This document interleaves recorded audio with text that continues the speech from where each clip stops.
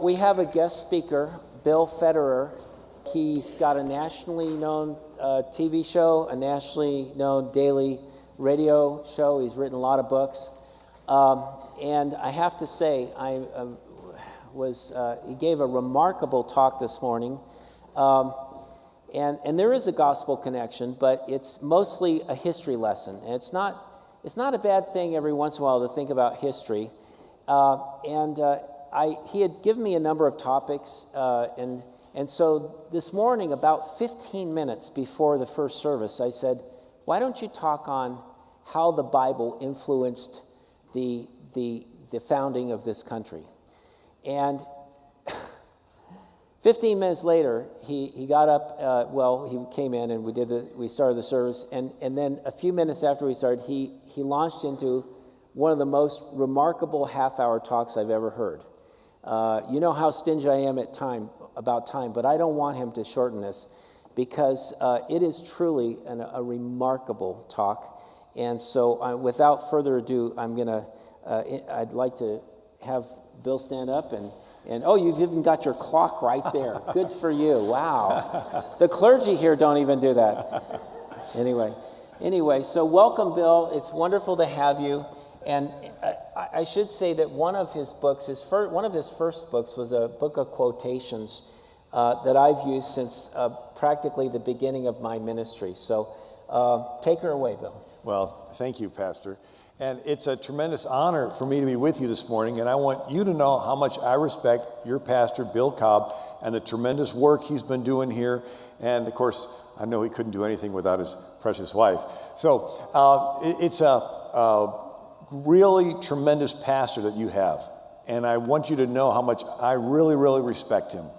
And with that, there's a little tie with the gospel reading today, where Jesus said that you know that amongst the Gentiles, they consider those that rule over them as lording it over them. And he says, it's not so among you. So what Jesus is saying, there's something different about his gospel. It's a flip. And with that, let me jump into my talk. I decided to do something ambitious. I would research every civilization that's ever existed on planet Earth. So I spent several years going back to the beginning of the invention of writing and reading all of the histories. Lo and behold, writing was invented around 3300 BC. Sumerian cuneiform on clay tablets in the Mesopotamian Valley. You take a stick, poke it in clay. That was the beginning of writing. And then Neil deGrasse Tyson, the astrophysicist, on his Cosmos TV show said it was here around 5,000 years ago between the Tigris and Euphrates rivers that we learned how to write. And so Egyptian characters were invented around 3000 BC. The same with Chinese characters around 2600 BC, and the Indian empires about the same time. So 3,000 or 4,000 BC, and we're around 2000 AD. That's around 5,000 or 6,000 years of records. 5,000 or 6,000 years of human beings writing down human records. Here's Franklin Roosevelt said, 5,000 years of recorded history have proven that mankind has always believed in God in spite of the many abortive attempts to exile God.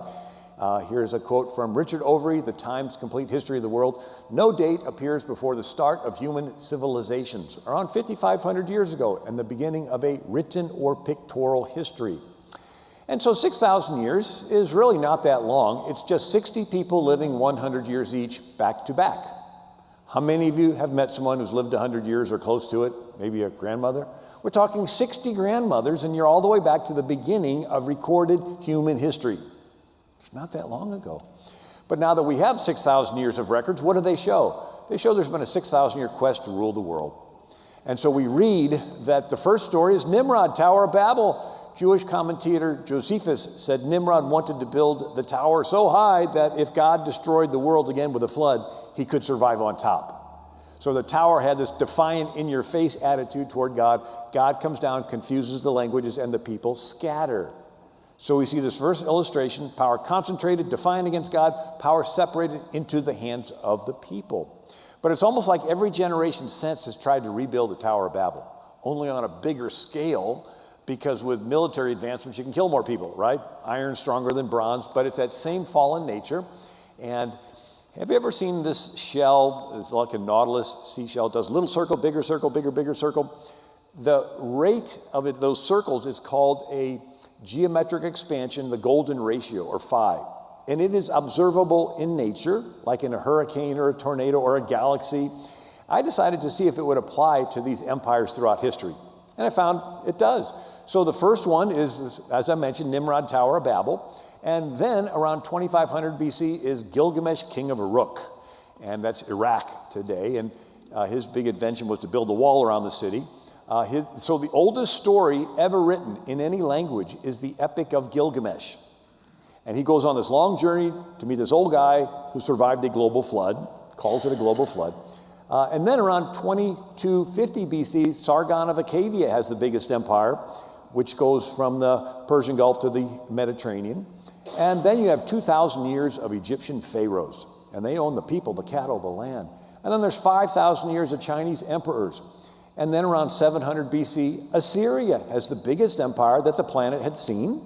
We know them because they had Nineveh as their capital, and they took the 10 northern tribes of Israel captive, and Jonah and the whale. But Nineveh's captured by Nebuchadnezzar. And so the Babylonians have the biggest empire, which is conquered by Persia. And Cyrus of Persia, he has the biggest empire. And then it's conquered by Alexander the Great, and he has the biggest empire. Again, military advancements of phalanxes with these long spears and stirrups for riding horses. And then India, Chandragupta has the biggest empire, quarter of the world's population, around 300 BC. And then you have the Roman Empire. Augustus Caesar, around 25 BC, has the biggest empire. Caesar even wanted to have his version of an NSA. He wanted to track everybody who was under his control, right? So a global census. And then Attila the Hun, 400 AD, he has the biggest empire. And then the Byzantine Empire, around 500, Justinian. And then the Muslim sultans, right? They conquer from the Persian Gulf to the Atlantic Ocean. And they conquer all of Spain, and they have the biggest empire. The Muslims are stopped from France by Charles Martel. His grandson is Charlemagne, and in 800 AD, Charlemagne has the biggest empire there. And then Genghis Khan, 1200 AD, he conquers from Korea to Hungary, kills 30 million people. He has the largest empire. His grandson is Kublai Khan that rules China. And then Tamerlane in the 1300s kills another 17 million across Central Asia. And then Russia, right? 12 time zones controlled by Russia under Ivan the Terrible in the 1400s. And then you cross the ocean to the Americas. You got Montezuma. He has the biggest empire in Central America.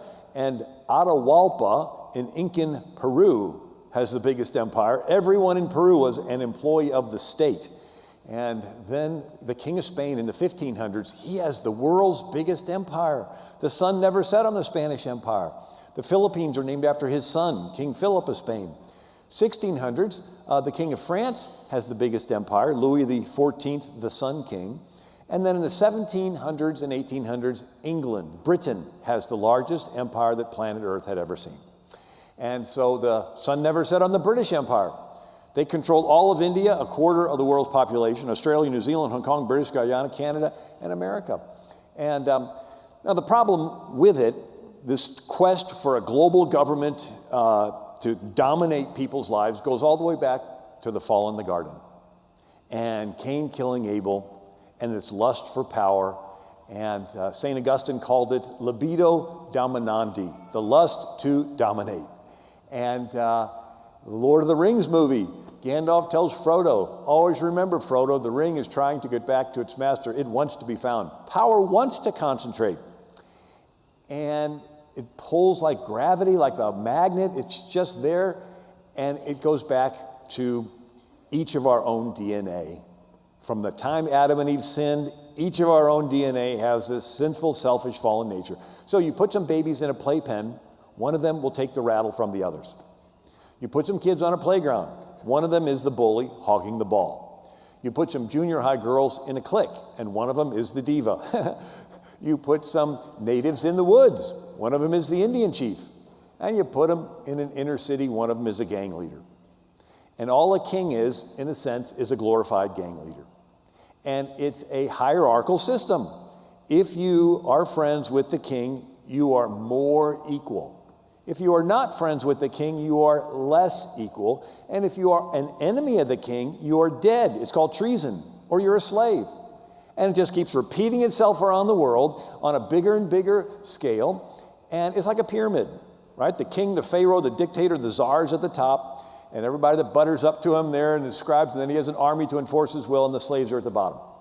Now, let's say you get to be the king, and you think, I'll do it right. Okay, things are going along great, and then you have a sister that you really like, and she's got a teenage son, and he starts drinking and driving and partying with the wrong kids, and he hits someone with the car and kills him.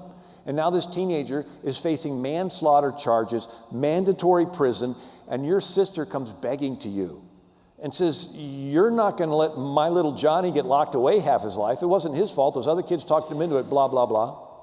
What are you going to say to your sister? Well, I'll let little Johnny off the hook this time, but don't let it happen again. Guess what? As soon as you say that, you are the corrupt dictator. You just sent ripples through your kingdom that if you're family or friends with the king, you get special treatment. If you're not family and friends, you don't get it. And if you're wanting to point out the king's favoritism and corruption, he's going to want to shut you up. And so it just happens that as power concentrates, it has favoritism and corruption. And so now these kings claim to be divinely appointed. They didn't believe all men are created equal. They believe they're created a little extra special. And so the creator gives all the power to the king, and he dispenses it to whoever he wants. And so here's King Louis XIV, the Sun King of France, because his subjects were planets that revolved around him every day. He said, I am the state. And his advisor said, King, you can't do this certain thing, it's illegal. He says, it is legal because I wish it. It's like, oh, okay, that makes it really easy. The law is nothing more than the king's wishes. And he just happens to have a really powerful army to make you obey. And here's King James of England. Kings are God's lieutenants upon earth, sit upon God's throne. The king is the overlord of the whole land, master over every person, having power over the life and death of everyone. And so, the most powerful king was the King of England, and America's founders decided they wanted to break. He was a globalist, right? He had this huge global empire. And so, James Wilson signed the Declaration of Independence. He says, after a period of 6,000 years since creation, the United States exhibit to the world the first instance of a nation assembling voluntarily and deciding that system of government under which they should live. Daniel Webster said, miracles do not cluster. What has happened once in 6,000 years may not happen again. Hold on to the Constitution, for if the American Constitution should fail, there will be anarchy throughout the world, and you'll get a global king. And so the Pilgrims, they fled to England to Holland, and after 12 years, they fled Holland and went to America. And Spain was threatening to attack Holland. It took an 80-year war of independence for Holland to break away from Spain. So these pilgrims come across, and it's stormy. They get delayed, and they land at 102 of them in a little 4-foot-high space for 66 days. They get to the New World, and they find out that they're 500 miles off course. They were going to go to Jamestown, which is way down the coast, and now here they are 500 miles off course. Do you think, big deal, just go out in the ocean, go down? Well, they try that, and just south of Cape Cod is what's called the graveyard of ships, where it's really shallow, and a ship can be a mile away from shore, but it gets stuck on a sand shoal, and in a storm, they can't get free, and the water smashes them up. And so the pilgrim captain goes back to Plymouth Rock and says, everybody off the boat. And the pilgrims say, well, we have a question. Who's going to be in charge of us? There's no king-appointed person on our boat. The whole world is ruled by kings. We were going to go to the king colony of Jamestown, submit to the government, but there's no king-appointed. Who's going to be in charge? Well, they do something unique. They give themselves the authority to start a government. It's called the Mayflower Compact. The word compact means covenant. We, in the presence of God, covenant ourselves together into a civil body politic to enact just and equal laws, as shall be thought most meet or necessary, unto which we promise all due submission. Simple, revolutionary. It was a polarity change in the flow of power. Instead of top down, ruled by a king, it's bottom up, ruled by the people. It's the difference between a dead pyramid and a living tree, where every root and every little capillary root is sucking in nutrients to help keep this thing alive. Every citizen is needed to make this thing work. And so, where did the Pilgrims get this idea that they could rule themselves without a king? From their pastor, John Robinson. He was not a king-appointed pastor. He was a separatist pastor. Now, somebody in the first service told me that there's a descendant of John Robinson that's a member of the church. And I want to meet him if he is here. So John Robinson is what they call one of the founders of the Congregationalist Church. And it was this church model where everybody in the congregation fasted and prayed and voted. And I mean, it was only the size of a home group. You know, there's just 100 of them. Anyway, this painting hangs in our U.S. Capitol Rotunda in Washington, D.C. And so the Pilgrims do a good job for 10 years. And the Puritans, who are trying to purify the Church of England, they get chased out and they settle Massachusetts. There's just a couple hundred Pilgrim. There's 16,000 Puritans. It's called the Great Puritan Migration. Now, the Puritans have a little change of heart. In England, they did not like the king telling them how to have church, but once they get to Massachusetts, there's so many of them, they sort of are the government. They begin to enforce Puritan religious uniformity. Everybody has to believe exactly the way the Puritans say. And so a bunch of pastors decide to flee.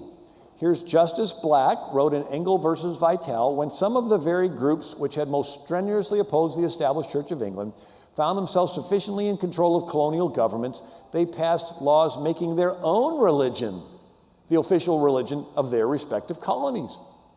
And so you had these pastors fleeing. Reverend John Lothrop fled Massachusetts, and he founded a little town called Barnstable. It was him and his church.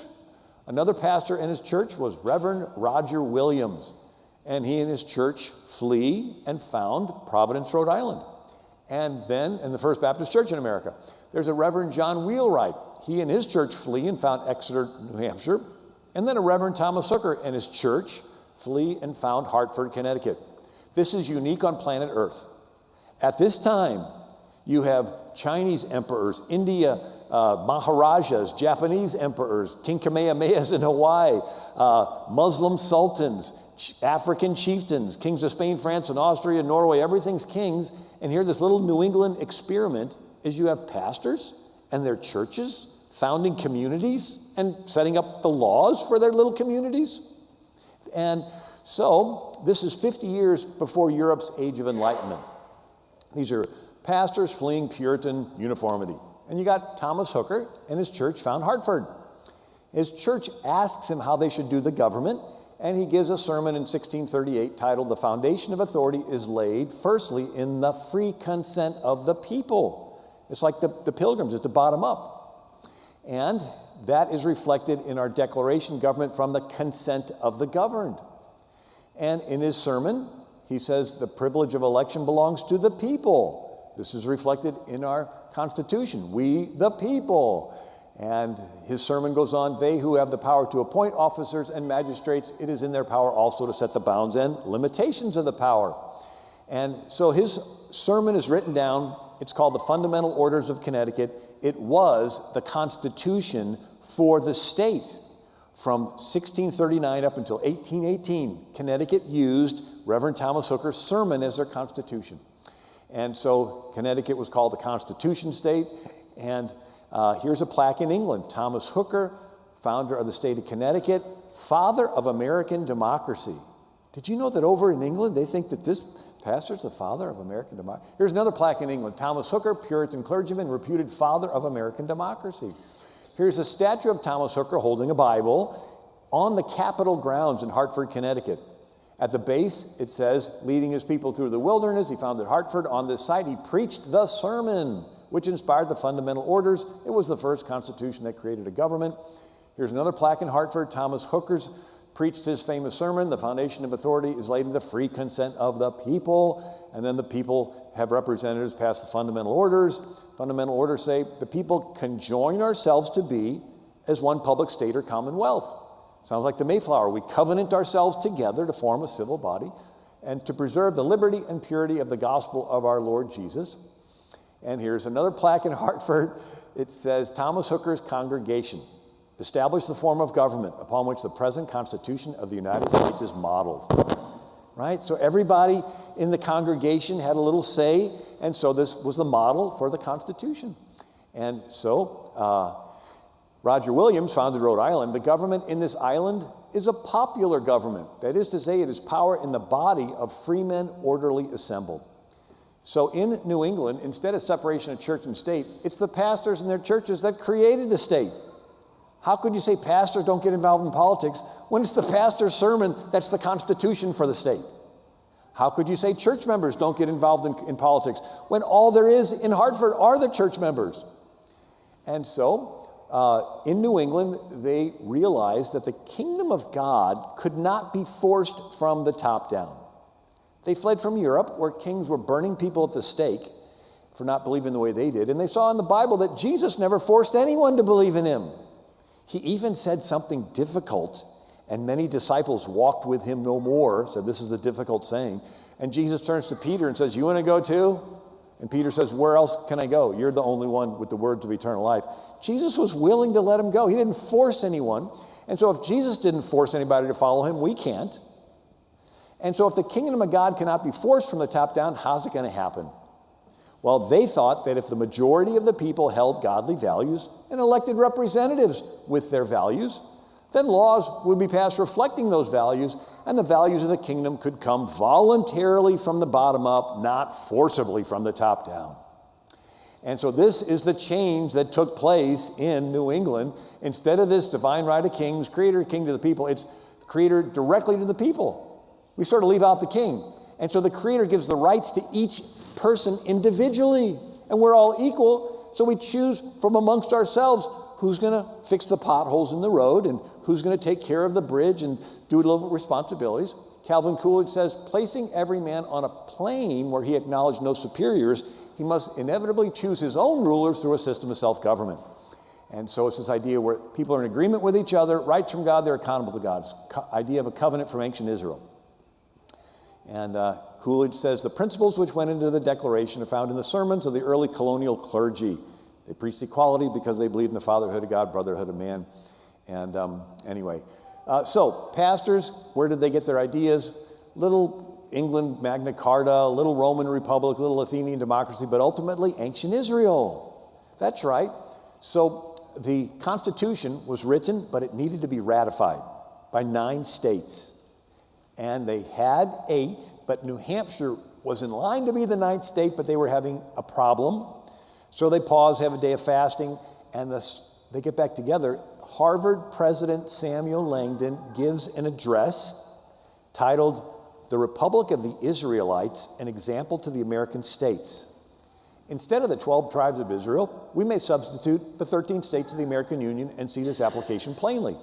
After his address, they vote, they ratify the Constitution. They're the 9th state to do so. It goes into effect. Our U.S. Constitution went into effect after the sermon, the Republic of the Israelites, an example to the American states. What was the Republic of the Israelites? It was the first 400 years before they got King Saul. It's the book of Judges in the Bible. It's that first 400-year period when they come out of Egypt. Now, they come out of Egypt around 1400 BC. For 400 years, no king. This is the first instance in recorded human history of a nation with millions of people and no king. And this is the beginning of the concept of equality, that everyone you see is equal to you. There's no royal family somewhere that everybody's trying to butter up next to. Israel had came up with this idea of tolerance. Here they were worshiping the one true God, and they never felt compelled to force anyone to convert and be a Jew. All right? And then Israel was the first nation with private land ownership. So wherever there's a king, you never really own the land. It's always conditional of you staying on the nice side of the king. You cross the king, he will take away the land and kill you. In Israel, the land was permanently titled to each family. If you got in a pinch and had to sell it, every 50 years, the land reverts back to your family. This prevented a dictator from gathering up all the land and putting the people back into slavery. If you own land, you can accumulate stuff. The Bible called that being blessed. Karl Marx called it being a capitalist. You got stuff, they worked hard and saved it. So it's the promised land because people got to own it. Israel had no police. Everyone was taught the law. Everyone helped enforce the laws, like everybody was deputized. We do that a little today with traffic laws. Somebody's driving crazy, you take it upon yourself to honk the horn, right? Or maybe a mom watching a bunch of neighborhood kids. She has no problem correcting somebody else's kid. Well, in Israel, everybody corrected everybody else. Israel had no standing army. You have a king, he has an army to enforce his will. In Israel, every man was in the militia and with a sword upon their thigh, and they were ready at a moment's notice to defend their family and their community. Israel had no prisons. Remember in Egypt, Joseph was in prison for a couple years? In Israel, when a crime was committed, you got the elders of the city together and the accused together, and you had the trial right then. Of course, there was a city of refuge that you could run away to await a trial. Israel had a bureaucracy-free welfare system. So in Egypt, people were selling their souls to the Pharaoh for a bag of grain. In Israel, when someone harvested their field, they left the gleanings, the corners, for the poor people to pick through, like Ruth. This way, the poor were taken care of and kept their dignity without some political leader collecting everything and doling it back out to those who can help them stay in power. Israel had a system of honesty. God hates unjust weights and measures. And then Israel got to choose their own leaders. Moses spake unto the children of Israel, how can I alone bear your burden? Take you wise men and understanding and known among your tribes, and I'll make them rulers over you. So you know the people in your tribe that hate covetousness, and so anyone could be raised up into leadership. Here's Gideon from a nobody family becomes a leader. Here's Deborah. She becomes a national leader, not because she's related to royalty. It's just her. She knows the law. She's honest. The reputation spreads. She sits under a tree. People make their way all the way across the country for her to hear the case, and she tells them what the law says. Where else in the world could this happen at that time? And so Harvard President Samuel Langdon, the Israelites may be considered as a pattern to the world in all ages of government on republican principles, from abject slavery, a mere mob, to a well-regulated nation under laws far superior to what any other nation could boast. Think of it. For 400 years, they couldn't even read, and suddenly they get downloaded this most unique form of government where the people rule themselves. Israel was the first nation that could read. So in Sumeria, those cuneiform, they had 1,500 cuneiform characters. It was just for the kings to keep track of everything they owned, court records. And Egypt, only 1% of Egypt could read. Reading and writing was the scribes' secret knowledge. They kept the hieroglyphs complicated on purpose as job security, and they had 3,000 hieroglyphs. China had 10,000 characters, but it was just for court records. And so it was like the communication of the deep state. And the people were kept in the dark. Anthropologist Claude Levi-Strauss, ancient writing's main function was to facilitate the enslavement of other human beings. And so when Frederick Douglass was a Republican advisor to Lincoln, and he writes about growing up on a plantation, slave master's sister-in-law was teaching him the alphabet. Her husband walks in and yells at her, "Don't you dare teach slaves to read. They'll grow discontent and run away." Frederick Douglass said, "That was the first sermon that convinced me that I wanted to learn how to read." And so if you want to control people, you want them to be ignorant. When Moses comes down the mountain, he does not just have the law, he has the law in 22 characters. First letter is Aleph, second letter is Beth. Sound familiar? It's so easy to learn. Kids can learn how to read. No longer is reading and writing the secret knowledge of this elite class. Everybody can read. And so Israel was the first literate populace. The Levite priest taught them the law and taught them how to read the law. And so, just some quotes. So it's a spectrum of power. You have one side's total government with a king, and you do what he says or he kills you. The other side is no government. Total government, no government. No government is anarchy, unless each person is taught the law. It's like everybody downloads a behavioral app on their iPhone, right? You got a GPS on your phone, tells you where to turn. Imagine if it's a behavioral app, it tells you how to act. Be nice to this person, don't yell at that person, don't steal that, right? And so the Levites are the computer geeks that help you to download the app. right? Let me show you how, sit down with me. And so every person learns the law and they got it in their heart. But wait a second, why would you follow it? What would motivate you to follow an internal moral? Right? You got an opportunity to steal, nobody's around. And so Israel had the key ingredient. There's a God who's watching everyone. He wants you to be fair, and he's going to hold you accountable in the future. Right? So let's go back. So you're about to steal, nobody's around, and you think, God's watching me. He wants me to be fair. He's going to hold me accountable. Maybe I should hesitate stealing. And it creates something in your head called the conscience.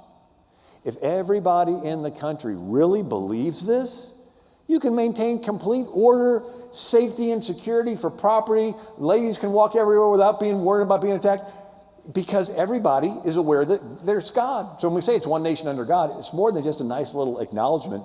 That's the battery that keeps the whole app working. That's the source of it. Reagan said, without God, there's no virtue because there's no prompting of the conscience. Democrat candidate for president in 1908, William Jennings Bryan, a religion which teaches personal responsibility to God gives strength to morality. There is a powerful restraining influence in the belief that an all-seeing eye scrutinizes every thought and word and act of the individual. Now, when we blow it, Jesus died on the cross to pay for all of our sins, and so we run to the cross and we're forgiven, but we still are aware that God is watching us and wants us to be fair. Now, if you get rid of this God, all you have is a bunch of rules that some men made up. Why follow them?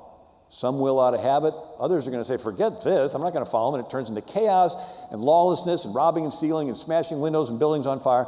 And everybody says, oh, we need someone to come in with enough power to restore order. And that's when a king comes in, takes away everybody's guns, and yeah, he restores order, but the rubber band snaps back and you got a king. And so this sort of happened in ancient Israel. The priests stopped teaching the law, it turns into chaos, and then every man does what's right in their own eyes. The people go to Samuel and they say, we want to be like all the other countries. We want a king. And Samuel cries, and the Lord said, they have not rejected thee, but they've rejected me, that I should not reign over them. So God's perfect plan for Israel was to have everybody be taught the law, everybody own private property, everybody be blessed. And so Saul turns around and kills most of the priests. So back to our 6,000 years of world history, the king of England is the most powerful. America decides we want to break away. We want to take the power of ruling, put it in the hands of the people. So who's the king in America? Signer of the Constitution, Gouverneur Morris. The magistrate is not the king. The people are the king. Chief Justice John Jay, the people are the sovereign of this country. Signer of the Constitution, James Wilson, sovereignty resides in the people. They have not parted with it. Abraham Lincoln, the people of these United States are the rightful masters of Congresses and courts. I love this quote from Grover Cleveland. The sovereignty of 60 millions of free people is the working out of the divine right of man to govern himself, a manifestation of God's plan concerning the human race. And so who's the king in America? The people. We the people, we're the king. And now imagine visiting a king in the Old Testament. Maybe you're going through the streets of Jerusalem and you witness murder, rape, and crime. You get into the king's chamber and he looks up at you and he says, did you see all that crime coming in here? I wish somebody would fix it. You reach over and tap him on the shoulder and say, excuse me, you're the king. This is your kingdom. I think you're the one accountable to God to fix it. That's like in America, somebody watching TV, seeing all the terrible stuff going on, saying, I wish somebody would fix it. Hello, have a finger reach through the TV tube and tap you on the shoulder. You're the king. You're the one accountable to God to fix this mess. Well, I need somebody to tell me what to do. Since when does the king sit on his throne and say, can somebody tell me what I'm supposed to do here? Hey, butler, come here. What am I supposed to do? No, it's your job to get educated on the issues, seek God's will, and you tell your representatives what needs to happen. You're the king. And so James Wilson, a signer of the Declaration, every citizen forms a part of the sovereign power. He possesses a vote. So John Jay, first Chief Justice, Americans are the first people whom heaven has favored with an opportunity of choosing the forms of government under which they should live. All other constitutions have derived their existence from violence or accidental circumstances. Your lives, your liberty, your property will be at the disposal only of your Creator and yourselves. If I were to sum up the greatness of America, it is this line right here. Your lives, your liberty, your property are at the disposal of you and God. There's no king in between telling you what you need to do and where you need to live and who you have to marry and what clothes you have to wear and what food you have to eat and what church you have to go to. It's just you and your Creator. And Reagan put it this way. In this country of ours took place the greatest revolution that has ever taken place in the world's history. Every other revolution simply exchanged one set of rulers for another. Here, for the first time in all the thousands of years of man's relation to man, maybe 6,000, the Founding Fathers established the idea that you and I had within ourselves, the God-given right and ability to determine our own destiny. That is what our founders gave us. And so you get to be the king of your life, and then you voluntarily submit yourself to the King of Kings. And you say, Jesus, you've given me authority in my life, but I'm going to surrender it all to you and make you the King of Kings and the King of my life. Anyway, thank you so much. God bless you.